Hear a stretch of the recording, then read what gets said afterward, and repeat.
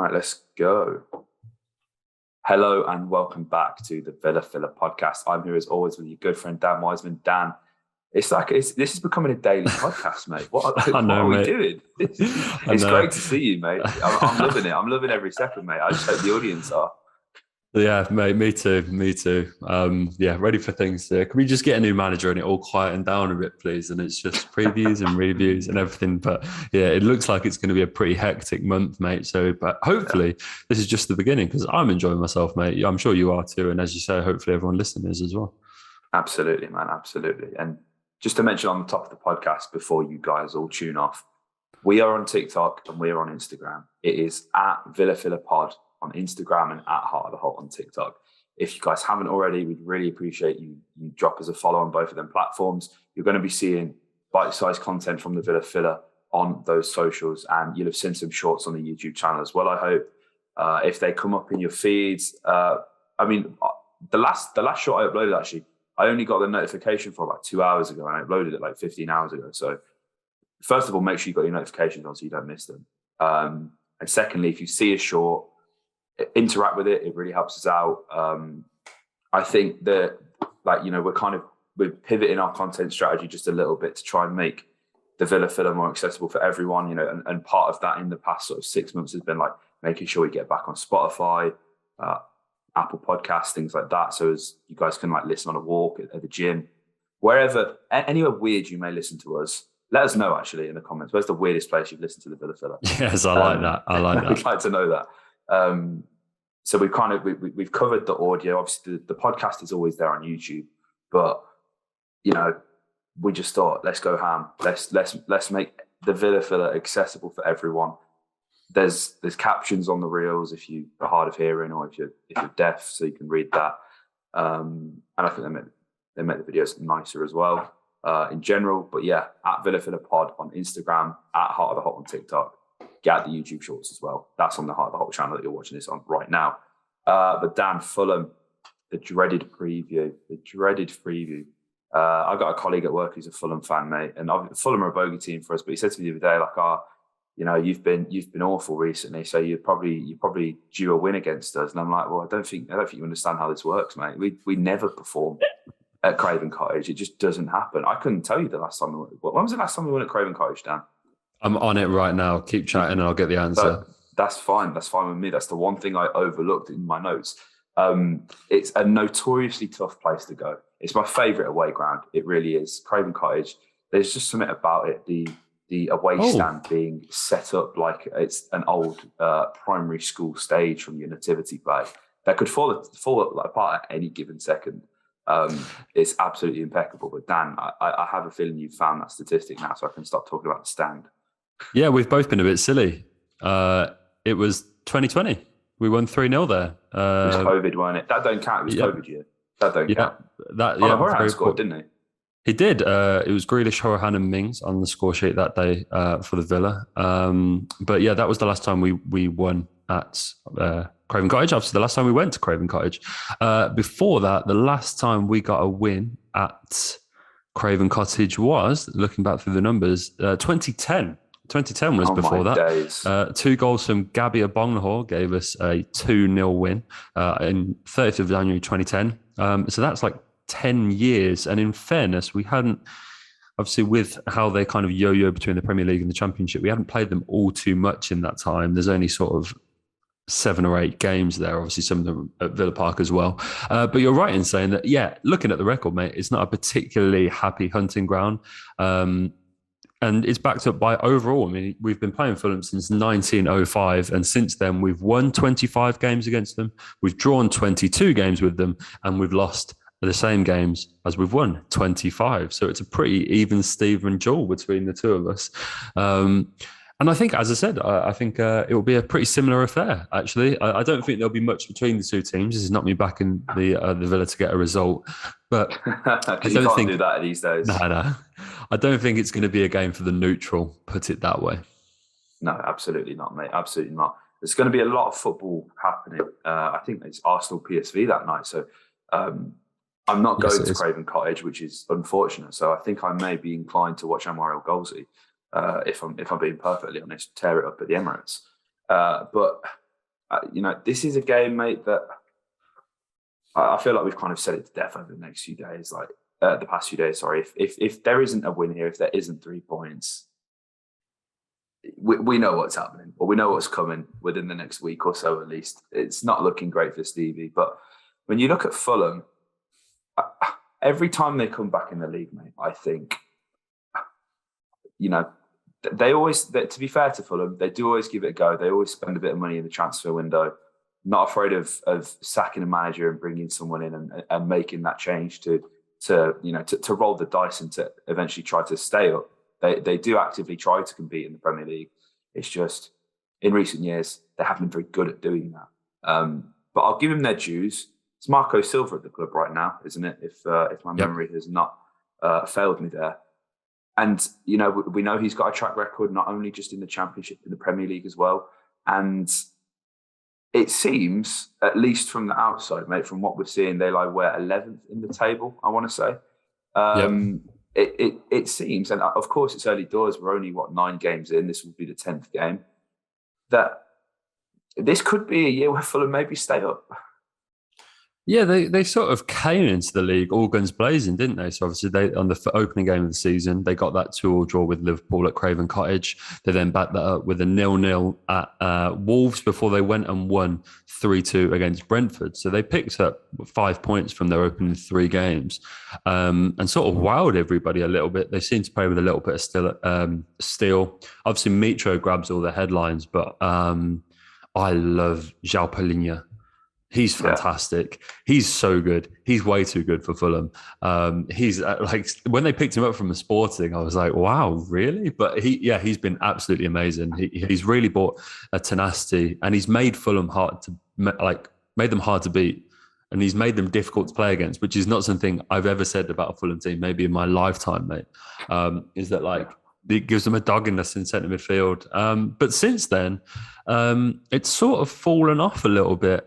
They've won 2 of their last, 7 matches before a draw against Bournemouth. That included a loss to Crawley Town in the Cup, defeats they lost 4-1, obviously, to Newcastle. They then went and lost 3-1 to West Ham. And then, as I said, they stopped the rot. They didn't lose 3 games in a row because they drew with Fulham in their last game. And it's sort of, as I said, Drew with Bournemouth. My bad. My spreadsheet's a little bit confusing. But yeah, they tend to concede a lot of goals, and that's their problem. They've conceded 2 goals in 6 of the 10 games they've played in the Premier League this season. They've only kept a clean sheet in 1 of their last 20 games in the Premier League. That'll be a run, obviously, which extends to the season before last. But still, it's a game where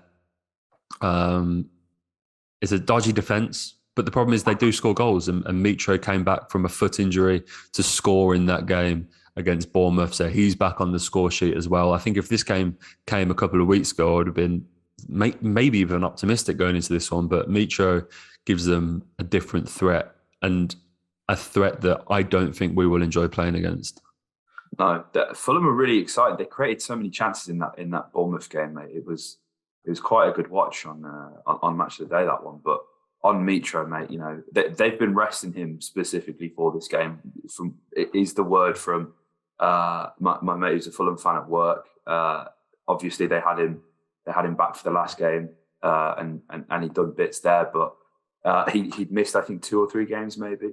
And I think they were always targeting this run because obviously there's sort of three days between each game, just with how things have fallen, trying to cram everything in before the World Cup. So getting Mitro fit for this period specifically was always on the agenda. And he's obviously going to be the threat. 7 goals, 9 games, all from an XG of 5.52. There was always something about Mitro that I was never quite set on. And I think he's, in fairness to him, he's mellowed out somewhat as he's matured, and he's obviously spent a lot of time honing his craft in the Championship, scoring just bucket loads of goals for fun, mate. He's clearly too good for that division. But I think in our season preview, I think I may have said that he's maybe not quite good enough for the Premier, too good for the Championship, not quite good enough for the Premier League. But I think I'm being proven wrong, mate. You know, he's getting supplied by the likes of Paulinho, by the likes of Andres Pereira, who I think like that's a deal that kind of went under the radar a little bit, mate. How much did they pay for him? Was it like £5 million? It wasn't a lot of money. Yeah. And he's added a bit of dynamism, and it's quite funny because he's just like come fresh off a loan from Brazil. Yes, he was at Flamengo, wasn't he? Yeah, like Man United were just trying to get rid of him, and you almost question the move because you go, well, you know, coming from the Brazilian Serie A, is it going to work? I don't know, but he has. And then you know, if you look at Neeskens Cabano, I think that's how you pronounce it. He's their top assister, 3 assists. He's averaging 1.1 key pass per 90. It's clear as day, mate. Mitro's getting the service that he has always been so deprived of when it came to Premier League football. And for that reason and that reason alone, mate, this is going to be a really incredibly tough test. Yeah, he's having a really good season, mate. You know, if you look at he's 4th in the Premier League scoring charts.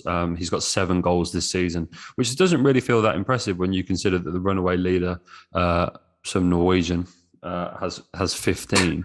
But if you take him out of the reckoning, because he's in like another stratosphere, there's 2 players on 8, and it's Ivan Toney and Harry Kane. So Mitro is only 1 behind the likes of Harry Kane, who, for all extents and purposes, I'm going to call the top scorer in the Premier League because Haaland doesn't even count. Yeah. Doesn't even count. No.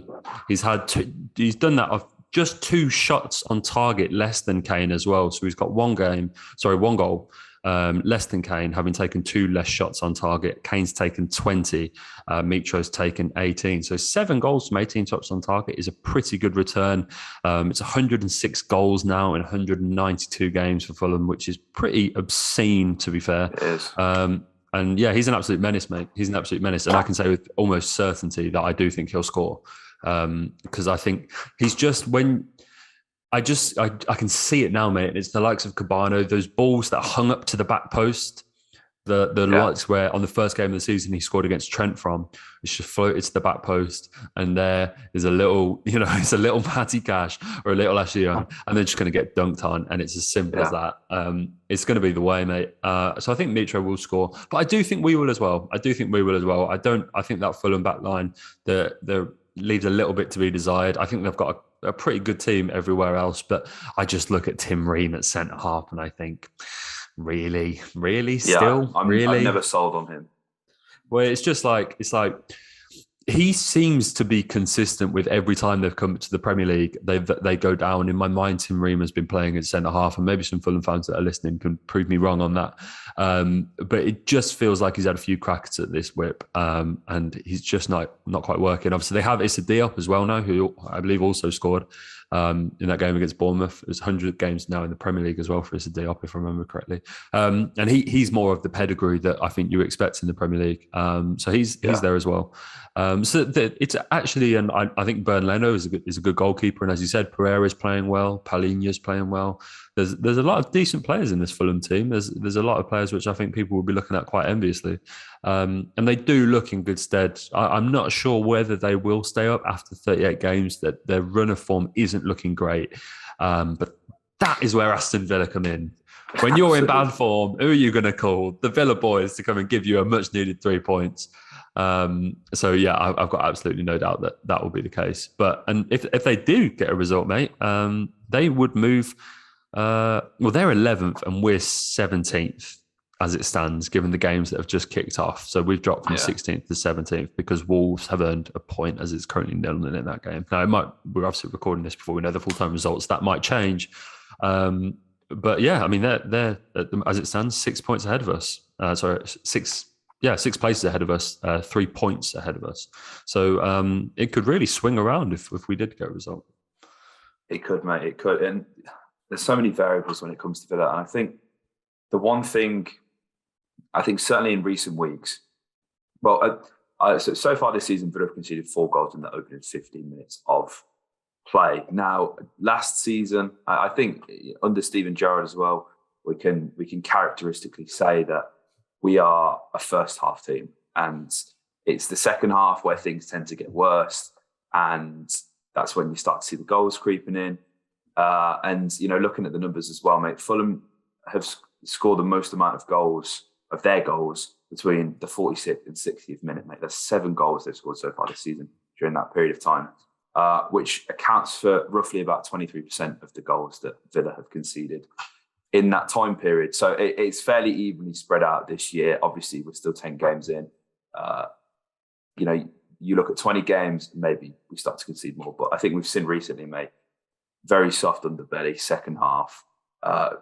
It's around that time Villa start to maybe get a bit lackadaisical, and teams can get themselves back in that. But what blew my fucking mind when I read that statistic, mate, is the 7 goals that Fulham have scored between the 46th and 60th minute in all of their games is the same amount of goals that Villa have managed to score, period, in this entire season. 7 goals, 9 games. Jeez. That is a disgrace, mate. That is a disgrace. And jeez, I can't remember who it was. I think somebody shared Ings' presser on Twitter and put, he looks absolutely broken, and he absolutely did. And when you've got probably the finest finisher at the club looking like he doesn't know where to go, where to turn to find form, can't seem to, he's 1 minute he's out of the team, the next minute he's in. There's no consistency with it whatsoever. I don't know where we get a goal, mate, unless it's a Tim Ream goal, as we've discussed. I genuinely don't know. I like who starts as that front three, mate, because personally, again, for me, if we can keep Ollie Watkins as far away from the 6-yard box as possible, I think that Villa have a chance of winning a game. But I don't know how you set that front three up. I think you're actually at this point where I think Ollie Watkins has to be dropped. I can't think of a reason to start him. I think at the very least, with this attack faltering like it is, 18 other sides in the Premier League have scored more goals than we have at this point this season. So whilst it might feel odd and different to lead with, if we go with a 4-3-3 or a 4-2-3-1, to have Ings as the sole striker, I think that might even be a good thing at this point. I think this attack it's completely stagnating. To mix things up, to try something new, to see what happens. Okay, completely mix it up, reinvent that front line. I don't think Gerrard will. I think it will be Watkins that starts. But for the life of me, I just can't think why. He looks so devoid of confidence at the moment. It's a real shame. But as I said, mate, it's one of those where this stats, right? And I've got to shout out, because he actually replied to me. I shouted him out on a podcast the other week, AVFC Stato, which is where I go to for a lot of my Villa stats. Shouted him out. Nice to know he's a listener. That's nice. Yes, and he replied in the comments, so that is nice. He's God knows where he gets the stats that he does, because I do some digging before these podcasts, mate, and I can't pull out the detail that he does. But there are some there's stats like this one, right? So we've won just 2 of our last 9 league games against newly promoted opposition. How awful is that? That is bad. That is bad. And both of those came against Norwich last season. But there's these stats, right? And I'm never really sure about how much to read into them. So Fulham have won just 2 of their last 17 midweek Premier League games. They've drawn 7, lost 8. I look at that and I'm like, I just don't see what's the, do you know what I mean? Like how much do you read into that? Fatigue. That's maybe the only thing I could take into it. But it's that's a considerable sample size, 17 games. So that's about as positive as I can pull out. But to counter that, we've never won away consecutively at Craven Cottage in the club's history. And we did so, obviously, in 2020, which is the last time we played there. So if Villa's history from 1874 is anything to go by, we're not going to win. Well, that's the podcast, guys. That's the podcast. On a level, I think it is. I don't know what to say. maybe that's a good thing. Maybe it is, mate. Records are made to be broken. That is, mate. Exactly. That's what it is. Maybe this is our time. An away win would go a long way. I think the players just need the confidence as well. And with all the Pochettino talk, and I know we spoke about it yesterday, but I think from what we're seeing, mate, and reading between the lines, if there is even an ounce of interest from Pochettino, then it sounds like they're potentially ready to pull the rug on Gerrard. So, none of this hope we get battered so we can go nonsense. Like, I fucking despise that. Let's not do that. But we all know it'll speed the process up. We all know it'll speed the process up. That's the moral dilemma. So don't advocate it, but just think it silently. Just don't put it on Twitter. Just think it to yourself, because that's what we're all really doing, to be honest. But yeah, I think that's probably a good note to end on, Dan. I don't really have much else to say on this game. I'm very, very worried. I had something written down about them conceding 4 set pieces, but 4 corners. Sorry, but we're fucking useless at them. So there's no point in me even acknowledging that. Guys, if you enjoyed, hit a like, comment your thoughts below, and subscribe for more. If you haven't followed us yet on TikTok or Instagram, it is at Heart of the Holte on TikTok, at VillaPod on Instagram. Get out the YouTube shorts, get out everything. You're going to see our faces everywhere. This is our year, mate. Villa's taking over. Like, comment, subscribe. Villa.